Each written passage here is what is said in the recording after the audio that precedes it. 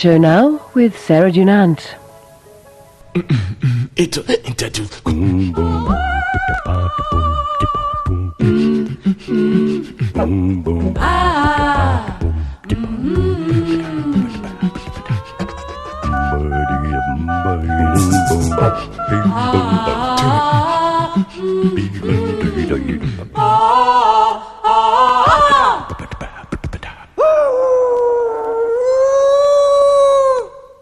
Good evening.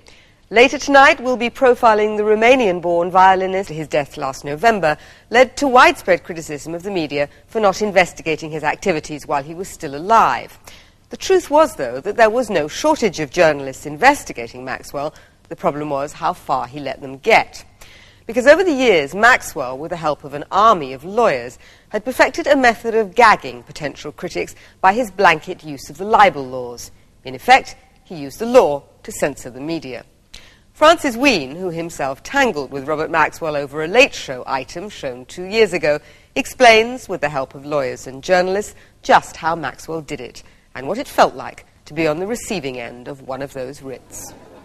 Robert Maxwell was a man of voracious appetite, but he didn't have much of an appetite for the Late Show. He was specially annoyed by a programme in 1990 where I drew attention to his connections with East European dictators, like Erich Honecker. I complained to Michael Checkman, the Director General, and he fairly says, "I'm sorry you were distressed by Francis Wheen's item on the Late Show on the 17th of January.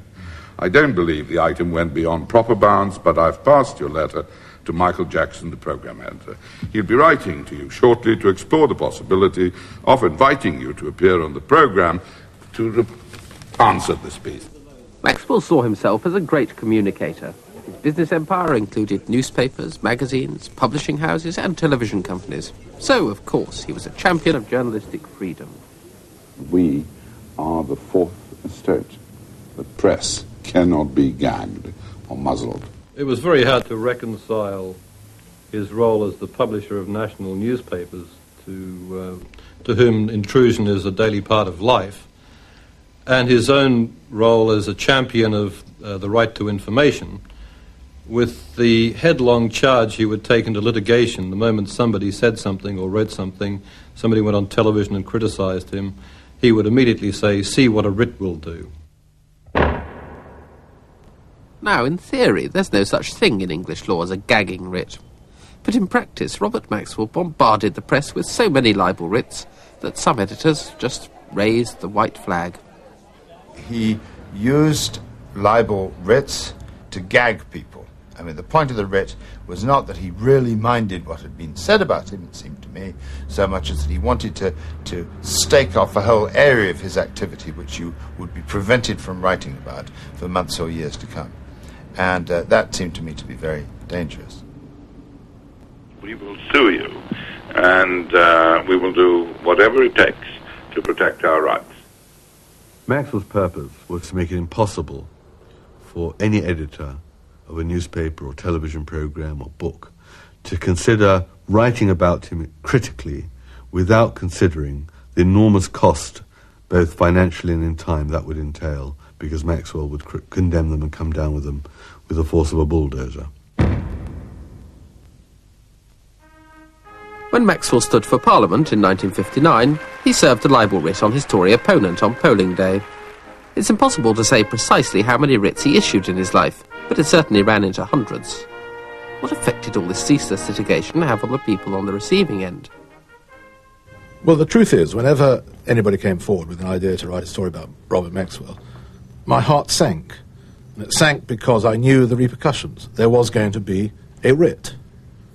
And if there's a writ, there is trouble. And so one thinks to oneself, do I need this? I've got all sorts of other problems. Do I need this particular problem? Do I need Robert Maxwell on my neck again? When you get your first writ delivered to your home by a seedy bailiff on a dirty cold night, and you suddenly think, my God, here am I, the home is up for grabs, everything could go.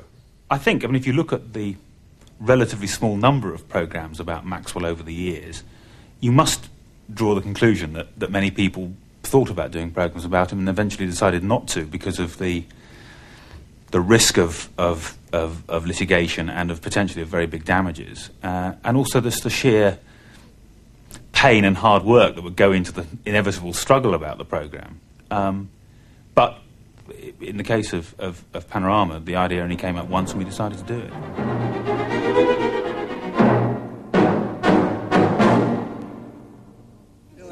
We completely changed our methods of working. I was continually changing our computer codes on all our files. We locked everything obsessively. I never used my own home telephone for business calls. I never used the telephone on my desk. I always used a neighbouring one's. That was just trying to cover our tracks. And by and large, I think it must have worked, whether or not he was watching us, because he simply didn't know what was in the programme, and we caught him napping. As Panorama's experience last year showed, his methods hadn't changed much since his first big run-in with investigative journalism. This was back in the 60s, when he discovered that the Sunday Times Insight team were on his tail. He reacted volcanically. The first I was aware of was that he wrote letters to the publisher, Lord Thompson, to the editor-in-chief, Dennis Hamilton, and to Harry Evans, who was the editor. These letters were, I think it's fair to say, hysterical. They made all kinds of wild accusations against me, of whom he knew nothing. And the suggestion was that we were described as the poison weed scribes. And for some reason we were conducting a vendetta against Maxwell, which we had no reason to do. The thing about British libel law is that defendants are presumed guilty until they can prove otherwise, so the odds were always stacked in Maxwell's favour. If we made a statement about him, or indeed any other person who we thought had done something which people ought to know about, then the burden of proof was on us to take the time, to spend the money, to pay for the lawyers, to prove things. Now, sometimes it's quite hard to prove every last corner, and we could be sued and therefore discredited if we got anything wrong. We just said, see you in court. And of course we knew all along there was not the faintest chance of him coming to court, because we, as I said, we had everything absolutely lined up, and we could prove the truth of everything that we said. So he wasn't going to do that. So in the end, as we expected, he backed off. Although the Sunday Times managed to fend him off, it was such an expensive and exhausting victory that few other journalists felt like following the example. But one newspaper that did give the old rhinoceros a prod from time to time was The Independent. Last year it revealed that Peter Walker had had second thoughts about going to work for Maxwell. Maxwell's reaction was very, very aggressive indeed.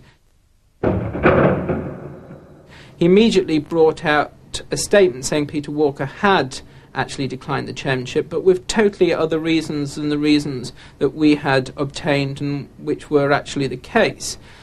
He then sued us, as we expected. That was no surprise. But the next problem was he injuncted us. This was incredibly onerous. It was not only onerous because the injunction was there, but because of the way Robert Maxwell operated it. Because once the injunction was there, I started researching a story about his private finances. And I received a letter from his solicitors saying that in researching that story, I was actually spreading sedition and repeating the libel, and I was actually breaching the terms of the injunction. The full might of the law came crashing down on anyone who stood in Robert Maxwell's way. Even some lawyers who make their living out of libel suits began to fear that he was overdoing it. Maxwell had certainly issued a great many more writs than anyone else, and he, I think, has accentuated what really is wrong with the libel laws, because here we have seen the truth being clearly suppressed. In other cases, we've perhaps disapproved of the fact that wealthy businessmen can use their power and money, but they are, after all, protecting a reputation to which they are clearly entitled. Maxwell's case, he wasn't entitled to this reputation, and he used the law of libel to pull the wool over people's eyes. Libel exists in order to protect people of good name, good reputation, from having that reputation damaged by the publication of lies about them. Maxwell, like anybody else, was concerned about his reputation and took steps, like many other libel litigants, to protect it. I don't think it's possible to abuse libel laws that